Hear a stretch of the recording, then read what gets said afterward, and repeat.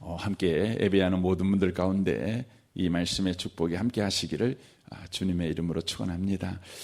하나님은 약속하시고 그 약속을 지키시는 하나님이십니다. 그리스도인들에게 하나님의 말씀이 소망이 되고 또 위로가 되고 또 우리를 담대하게 삶을 살아내게 하는 것은 바로 그 이유 까닭에 그렇습니다. 사람이 어려운 일을 당했을 때 위로의 말을 듣는 것이 얼마나 좋습니까? 사람에게 위로의 말을 듣는 것, 그래서 우리는 늘 누군가로부터 위로의 말을 듣기를 원합니다. 그러나 사람의 말의 능력은 거기까지입니다. 위로해 주는 것 거기까지죠. 그러나 하나님의 말씀은 위로해 주는 것이 다만 우리의 마음에 공감해 주는 정도가 아닙니다. 바로 우리의 삶에 바로 소망을 끌어내는 것입니다. 소망의 항구까지 우리를 인도해 가시는 것이죠. 바로 약속하시면 그 약속을 지키신다는 것이죠. 그래서 저와 여러분이 하나님의 말씀을 듣고 살아가는 것이야말로 저와 여러분이 소망의 삶을 여전히 살아낼 수 있는 유일한 방식입니다.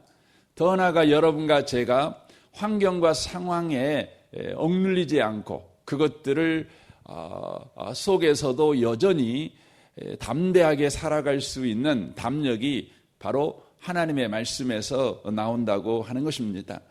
바울이 낙심되어 있을 때에 또 그저 그런 인생을 살고 있을 때에 하나님께서 바울에게 오셔서 바로 하나님의 말씀을 주십니다. 내가 너와 함께 있을 것이다. 그러므로 어떤 사람도 너를 대적하여 해롭게 할 자가 없을 것이다. 그 이유는 이 성중에 내 백성이 많기 때문에 그런다. 그러므로 너는 두려워하지 말며 침묵하지 말고 말해라. 이렇게 하나님께서 말씀을 하시는 것이죠. 바울은 이 말씀을 의지해서 이제 고린도에 더 머물게 되어집니다. 1년 6개월을 머물게 됩니다. 그러니까 이 말씀을 듣고 난 이후에 약 7개월을 더 고린도에 머물게 된다고 하는 것이죠. 그 7개월 사이에 어떤 일이 벌어지냐면 하나님께서 바울에게 말씀하신 그 약속의 말씀이 성취되는 사건이 바로 일어나고 있다고 하는 것입니다. 어제 우리가 말씀을 나누었던 것 같이 아가야의 갈리오라는 사람이 AD 51년에 바로 부임해 왔다고 하는 것이죠. 관례가 새로 들어온 총독들은 그가 다스리는 지역의 시민들로부터 참 인자한 분이고 참 훌륭한 분이 왔다고 이런 지지를 끌어내야 되는 까닭에 그들이 하는 민원을 들어줍니다. 처음에는 들어준다는 것이죠. 그것이 완전히 문제가 되지 않는 이상은 들어줄 수 있다고 하는 것이죠. 그러므로 자신의 신임 또 자신의 지지 기반을 공고하게 하는 것이죠. 이것이 바로 정치인 갈리오가 해야 될 바로 첫 번째 임무였습니다. 그럼에도 불구하고 유대인들이 다 일어나서, 이 말은 엄청나게 많은 군중들이 일어나서 갈리오에게 바울을 처벌해 달라고 고소했다고 하는 것이죠. 그런데 바울이 이 갈리오가 그 재판을 하지 않았다는 것입니다. 이건 재판할 수 있는 거리가 되지 않는다, 고소사건이 되지 않는다고 기각해 버렸습니다.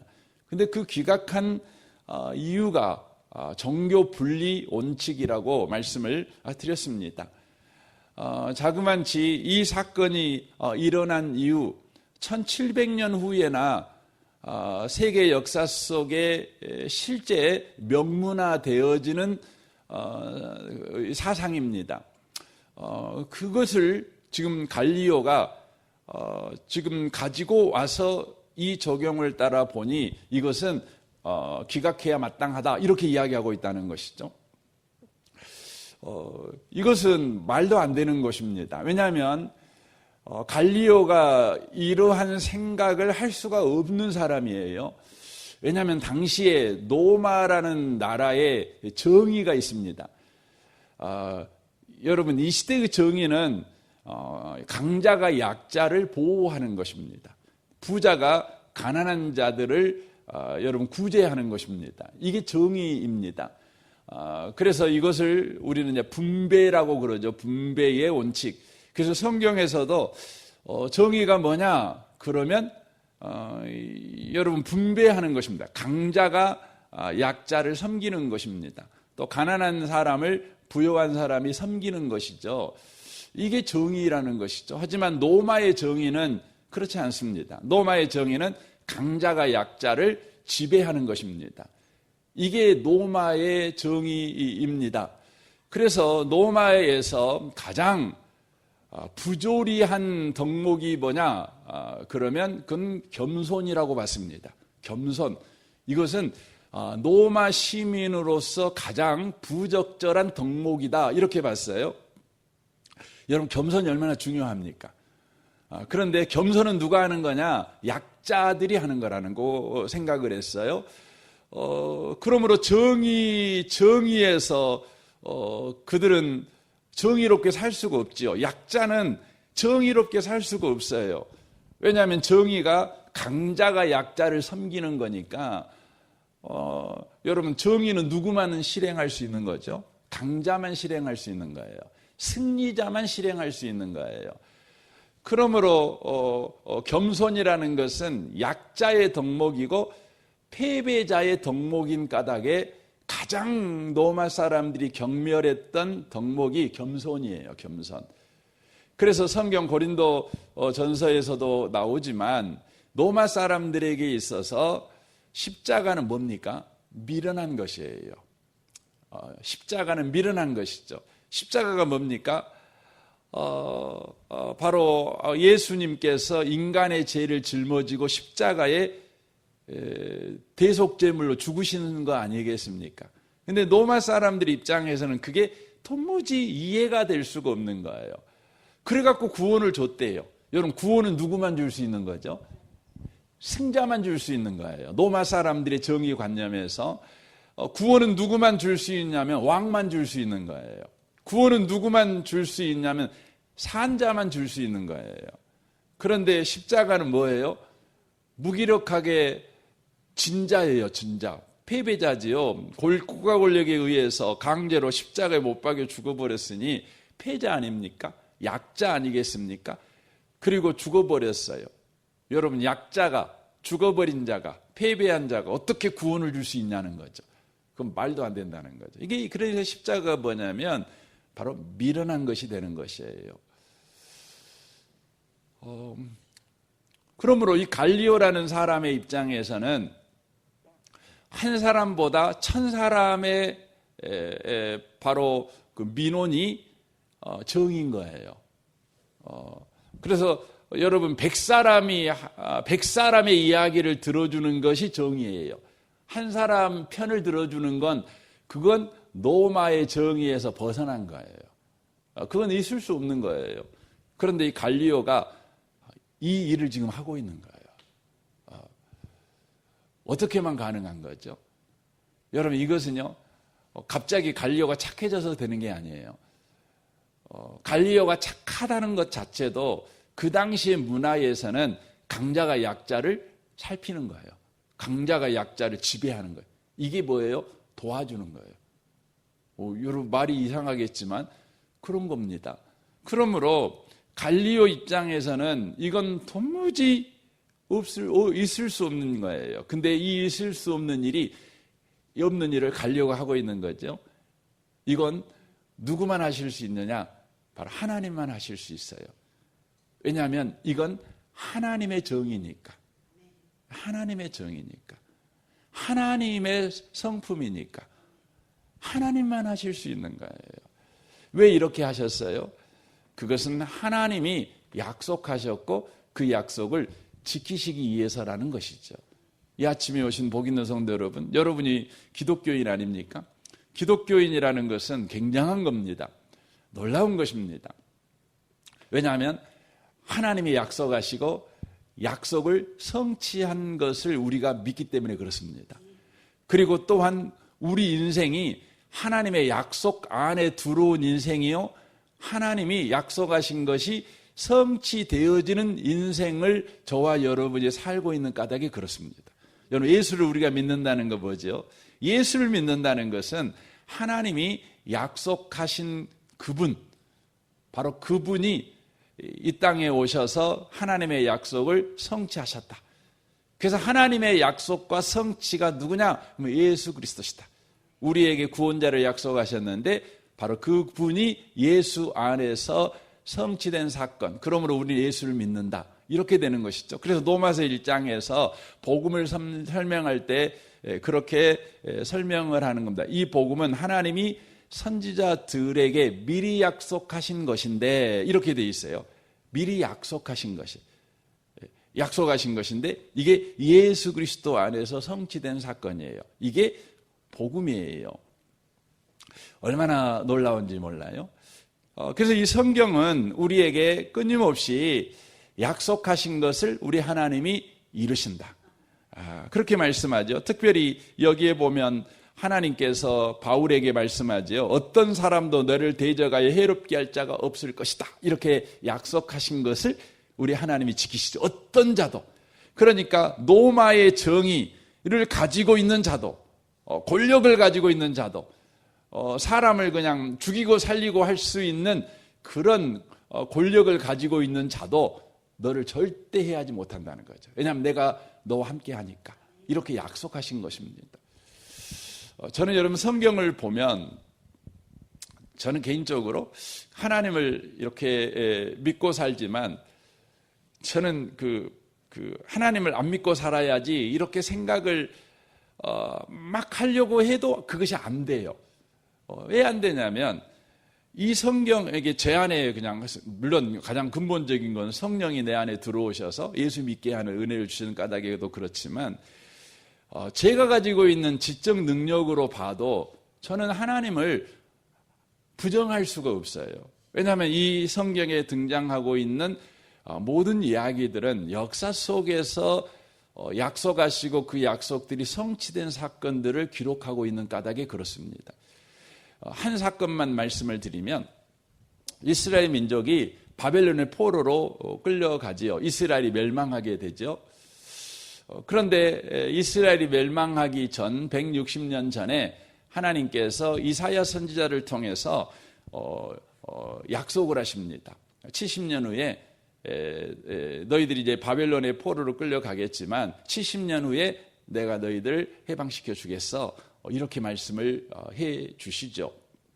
근데 해방시키는데 어떻게 해방시키냐면 너희들이 애굽 땅에서 나올 때와 같게 내가 너희들을 해방시켜 주겠어 라고 말을 합니다. 그리고는 너희를 해방시켜 줄 사람이 누구냐면 이름이 고레스야 라고 이름까지 이야기해 줍니다. 여러분, 이스라엘 민족이 해방되기 몇 년 전이라고요? 160년 전에 이야기를 하는 거예요. 그러니까 고레스라는 사람이 태어나기도 전입니다. 여러분, 160년 전이면 지금으로 보면 언제입니까? 우리로 보면은 거의 종조 때나 될란가요? 여러분, 종조 여러분 보셨어요? 보신 적 없죠? 종조가 되게 잘생겼대요. 현빈이가 옛날에 연기를 하더라고요. 어쨌든 160년 전이면 까마득한 옛날이잖아요. 옛날이잖아요. 160년 전의 사람하고 요즘 사람하고 대화를 하면 대화가 안 통합니다. 그 단어들이 너무 막 다르고 막 그러니까. 근데 어쨌든 그렇게 약속을 해요. 근데 그 약속이 이루어져요. 어떻게 이루어지냐면 갑자기 페르시아라는 나라가 이제 등장하죠. 그리고 그것을 이제 고레스라는 사람이 세워요. 세계사에서는 키루스라고 나옵니다. 근데 이 사람이 어떻게 하냐면 갑자기 칙령을 내려요. 칙령을. 어떤 칙령을 내리냐면 세 가지 칙령을 내리는데 모든 이스라엘 민족을 애굽으로 다시 귀환시키라는 거예요. 귀환하라는 거죠. 그 두 번째, 예루살렘 성전을 재건축하라는 거예요. 그리고 마지막으로 보낼 때 그냥 보내지 말고 은과 금과 모든 집기와 가축까지 함께 해갖고 보내라, 이렇게 이야기를 합니다. 여러분, 사실은 이건 있을 수가 없는 거예요. 있을 수 없는 거예요. 바벨론 포로로 이렇게 끌려갔는데 나라가 이제 바뀌었잖아요. 그러면 여러분 모든 나라는요, 어느 나라를 정복하면 반드시 여러분 뭘 빼앗아 오죠? 사람을 빼앗아 옵니다. 특별히 여러분 농경국가에는 절대적으로 필요한 것이 노동력이니까 사람을 끌고 가는 것입니다. 그리고는 그 사람들 돌려줄까요? 역사 속에서 그런 사람을 돌려준 예가 없어요.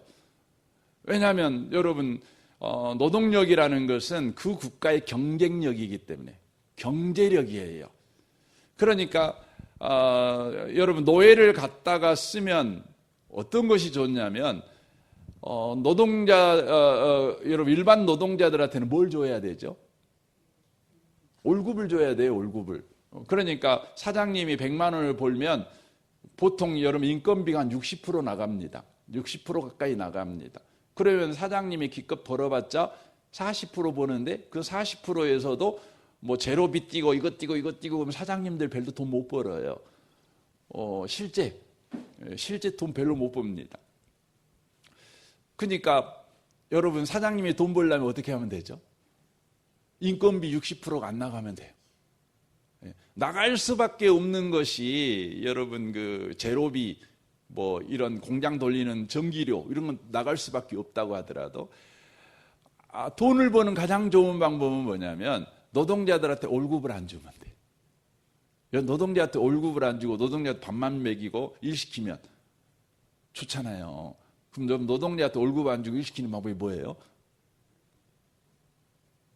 노예요, 노예. 노예를 끌고 오면 돼요. 노예를 끌고 오면 노예 일시키면 되죠. 그러니까 여러분 페르시아라는 나라가요 불강한 나라가 되려면 그런 부분은 상식 아니겠어요? 여러분 이스라엘 사람들은 노예들이잖아요. 그러면 그 노예들을 여러분 효과적으로 일을 시키면 그 나라가 얼마나 더 부강하겠어요. 월급 안 주고 그냥 엄청나게 생산력이 늘어나지 않겠어요? 국가가 잘 돌아가지 않겠어요? 그러면 지배층에 있는 사람들은 뭐하고 살아요? 맨날 놀고 먹고 살면 되잖아요. 뭐 그러면 좋잖아요.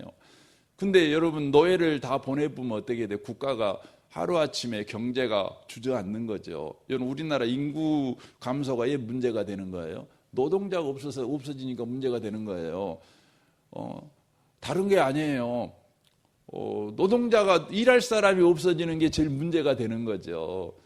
그러니까 과거의 모든 국가들은요 노예를 잡아와서 여러분 국가를 일으키는 거예요. 이런 방식 때문에 전쟁을 일으키는 거죠. 굉장히 중요하죠. 근데 이 고레스라는 사람은 그렇게 하지 않았어요. 어떻게 했냐면 있는 노예, 잡아올 필요도 없잖아요. 있는 노예잖아요. 또 전쟁하고 잡아올 필요가 없는 이연 부담이 있는 것도 아니에요. 있는 노예예요. 있는 노예를 어떻게 하냐면 다 보내라 그래요. 보내는데 그냥 보내지 말고 은과 금과 짐승까지 딸려가고 보내라. 그리고 지들이 돌아가서 이제 지들이 섬기는 종교를 섬겨야 되는데 성전이 없다고 하더라. 성전까지 건축해 줘라. 이렇게 되는 거예요. 그래서 여러분 성경에 이 이야기가 나와요. 여러 군데에서 나오거든요. 그 이사야도 나오지만 에레미야에도 나오고 또 에스라에도 나오고 계속 나와요. 그러니까 역사학자들이 이 성경을 보면서 이거 거짓말이다. 이런 역사 사례가 없어요. 그러니까 거짓말이다.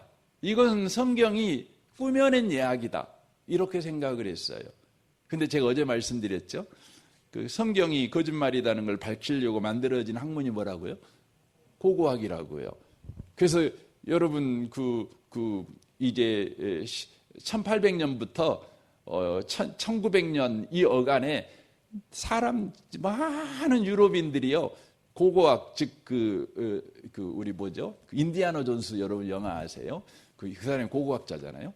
그러니까 그 유물 발견하기 위해서 그냥 꽃갱이 하나 하나 들고요 가갖고 다 파보는 거예요. 근데 이란에 가갖고 놀라운 걸 발견했어요.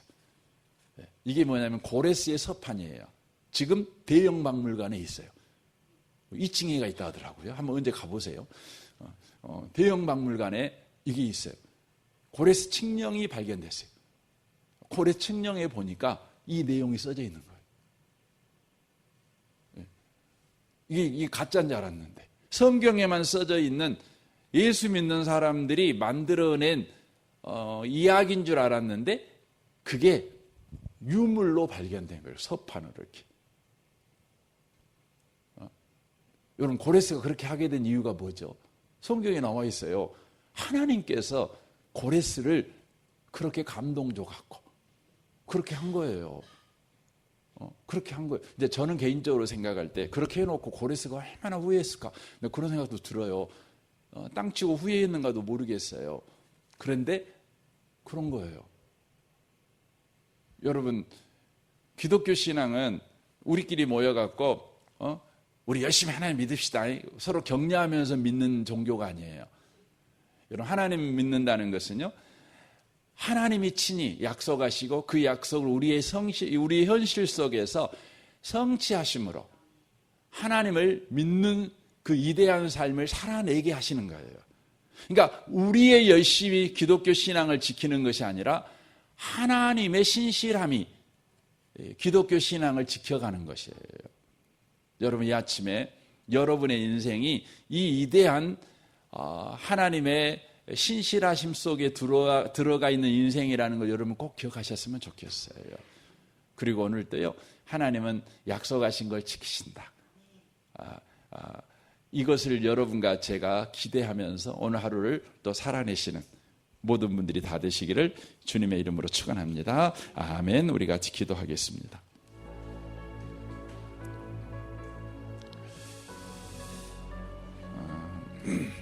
오늘 말씀을 우리 생각하면서 기도했으면 좋겠습니다. 하나님, 우리는 하나님의 신실하심 속에 있는 인생입니다. 하나님의 약속이 우리 인생 속에 지금 선포되었습니다. 그리고 하나님은 그 약속을 이루어가고 있으십니다. 그러므로 우리의 인생은 하나님의 신실하심을 찬양하고 하나님의 신실하심을 증거하는 증인의 인생을 살아갈 수 있습니다. 주님, 그러한 인생이 우리 인생인 것을 기억하고 계속해서 우리에게 일어나는 일을 말씀의 잣대를 가지고 늘 점검해 볼 줄 알게 하시고 하나님의 말씀의 안경을 쓰고 우리의 문제를 판단할 줄 알며 분석할 줄 알며 바르게 해석할 줄 아는 은혜를 허락하여 주옵소서. 그리고 또한 바르게 반응하는 그런 인생이 되게 축복하시옵소서. 여러분 각자를 위해 기도하시고 여러분 가정과 직장을 위해 또 성도들을 위해서 또 중보해 주시면 좋겠습니다.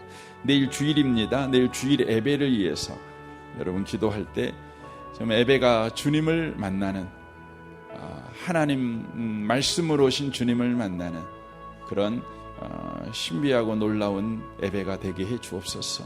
승참마을과 종근마을 마을장 되는 장로님과 순장 순원들을 위해서 기도해 주시고 이 나라 이 민족 북한과 열방을 위해서 또 선교사님들을 위해서도 여러분 기도하시면 좋겠습니다. 우리 좋으신 주님께 이 아침에 통성으로 구하겠습니다. 기도하겠습니다. 오 하나님 아버지,